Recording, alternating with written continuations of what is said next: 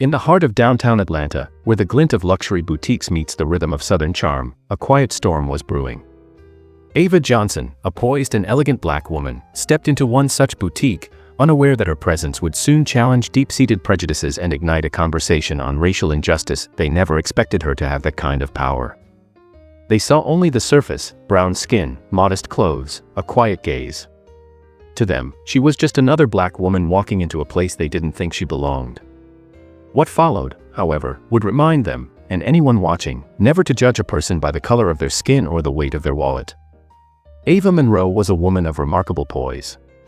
Tall, with the kind of beauty that whispered instead of shouted, she carried herself like she came from royalty, the kind you don't see on television, but the kind that lived in grace and restraint. She had grown up in Savannah, Georgia, raised by parents who taught her the value of kindness, resilience, and self-worth.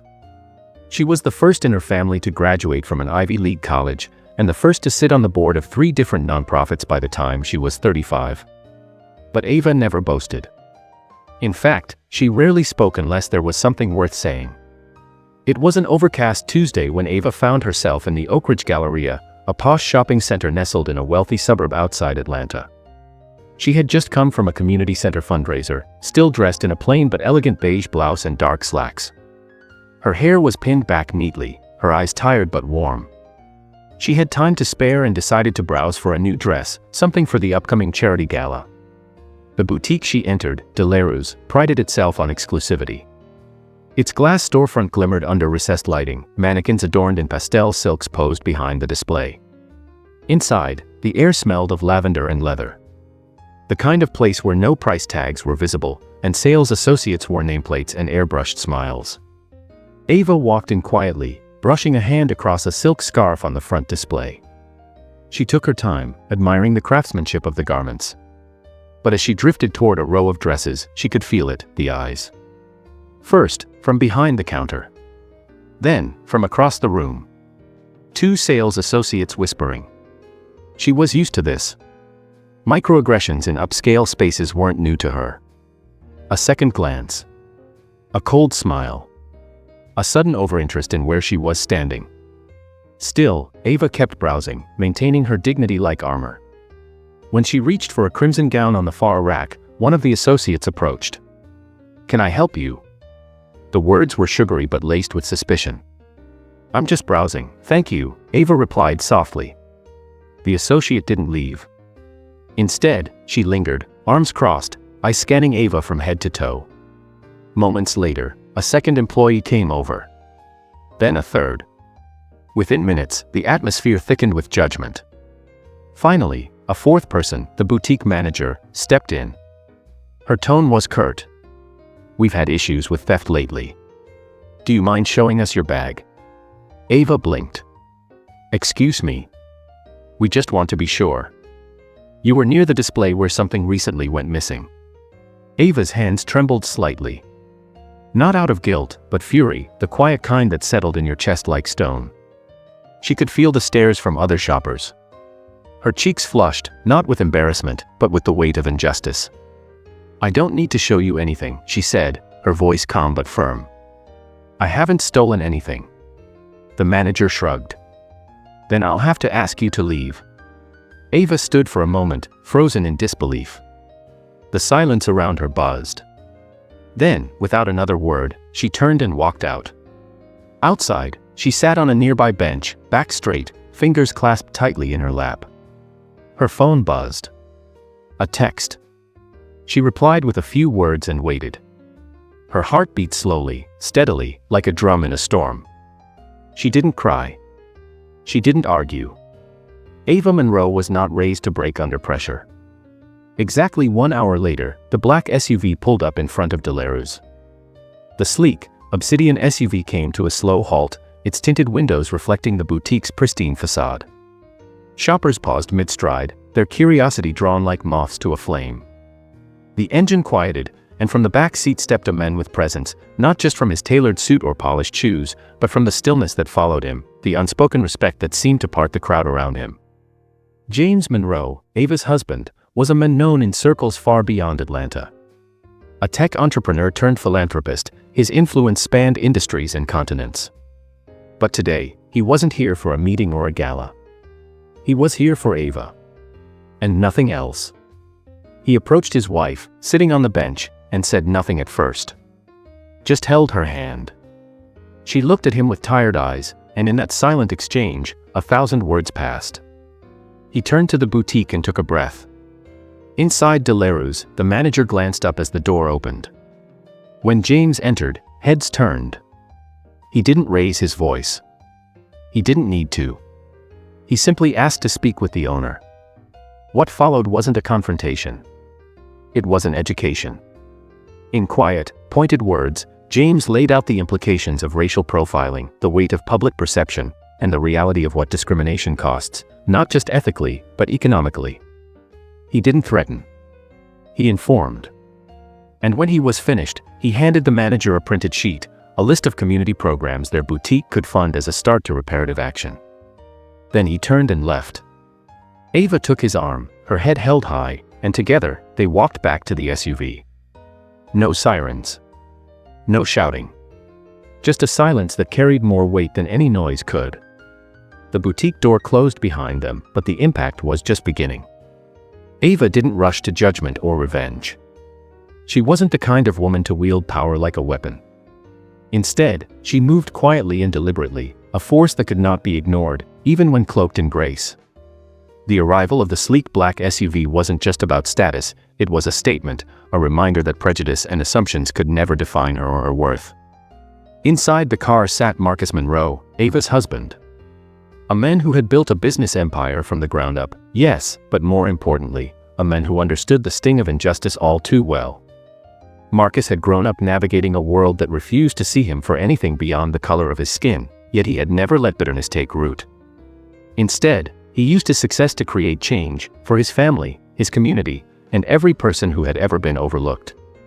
As the SUV rolled to a stop in front of the boutique, a crowd gathered. Some faces were curious, others cautious, but all eyes were drawn to Ava as she emerged, calm yet unyielding. Her dignity hadn't been broken. It was amplified. The silence around her felt heavy, a silent protest against the ignorance that had tried to diminish her. Inside the boutique, the employees watched, unsure how to react. The same hands that had once pointed at her now fidgeted nervously.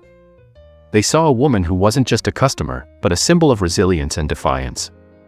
And they knew, in that moment, they had misjudged more than just a shopper. Marcus stepped out of the SUV, his presence commanding attention without demanding it. He didn't speak harsh words or make grand accusations. Instead, he requested a private meeting with the boutique's owner. His voice was steady, filled with quiet authority as he outlined the seriousness of the incident, the harm caused by baseless suspicion, the damage to Ava's reputation, and the broader implications of racial profiling in everyday places. The boutique's owner, a woman used to luxury and control, found herself confronted with a truth she could no longer ignore. There was no room here for prejudice disguised as policy. No place for assumptions that stripped away dignity and fairness. By the time the meeting ended, a formal apology was issued, and the boutique promised to re-evaluate their staff training and policies. But the moment extended beyond mere words. It sparked conversations in the community, on social media, and within local activist circles. Ava's experience became a catalyst for change, a reminder that equality and justice were not just ideals but demands. Yet, for Ava, the victory was personal. It was a reaffirmation of her identity and worth. She knew the road ahead was long, and the fight for fairness didn't end at the doorstep of one boutique. But she also knew this, standing tall in the face of injustice, with grace and resolve, was a powerful act of resistance. And sometimes, that power is enough to turn the tide. In the days following the incident, Ava's story began to spread. It moved beyond the walls of the boutique, beyond the quiet suburban streets of Oak Ridge Galleria. Social media lit up with messages of support, outrage, and calls for accountability. Photos of Ava's poised silhouette outside the store circulated widely, symbolizing a larger fight against everyday racism and discrimination. Community leaders invited Ava to speak at forums, where she shared her experience not as a victim, but as a witness to the harsh realities many face silently. Her words were simple but powerful. It's not just about one dress or one store. It's about being seen and respected, regardless of the color of your skin. She spoke of dignity, fairness, and the urgent need to dismantle the biases ingrained in systems and individuals alike. Meanwhile, the boutique found itself at the center of a growing conversation about implicit bias in retail spaces. Local news outlets covered the story, interviewing customers and employees, highlighting how often assumptions are made based on appearance rather than facts. The management, now under pressure, rolled out mandatory diversity and sensitivity training for all staff, a step that, while overdue, was crucial in addressing the roots of the problem. But change wasn't just institutional. It was deeply personal for many in the community who saw themselves in Ava's experience, people who had been judged, dismissed, or marginalized because of the skin they were born in. Ava's quiet courage inspired them to speak out, to demand respect and equality in their own lives. Marcus stood by Ava through it all, not just as a husband but as an ally. Together, they began supporting local initiatives aimed at promoting racial justice, education, and economic empowerment. Their home became a gathering place for activists, artists, and educators committed to building a more inclusive community. The ripples from that day in the boutique spread far beyond the glass doors and silk dresses. It reminded everyone watching that social injustice isn't a distant problem, it lives in the everyday moments, the places where assumptions turn into accusations and dignity is put on trial. Ava's story was a call to action, to look beyond surface judgments, to confront prejudice wherever it appears, and to uphold the basic human right to fairness and respect. The boutique incident was just a moment in Ava's life, but its impact echoed much longer. Over time, the public's attention shifted from outrage to reflection, a reckoning with how often prejudice hides in plain sight. Ava continued to move through her world with grace, her spirit unbroken. She understood that true strength wasn't in anger or revenge, but in resilience and dignity. She chose to respond not with bitterness but with purpose. Through her story, she taught those around her, and all who heard it, that injustice anywhere demands action everywhere. She saw how communities could come together, how awareness could spark change. The boutique's owners had to face the consequences, yes, but more importantly, they began to see the human faces behind the stereotypes they had unconsciously harbored. For Ava, the billionaire husband's black SUV was never a symbol of power or revenge. It was a quiet reminder that wealth could open doors, but it should never be the only way to demand respect.